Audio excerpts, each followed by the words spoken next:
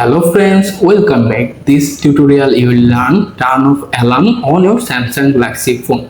If you are new here my channel, please like this video. Also subscribe to my channel. Let's jump right in. First of all, unlock your phone. Then open the default clock app.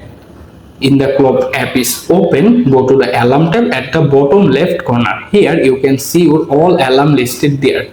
Find the alarm if you want to turn off. For example, right now this alarm is turned on by default my phone. To turn it off, simply tap on the main toggle switch next to their name and you have successfully turned off alarm. The pop-up message.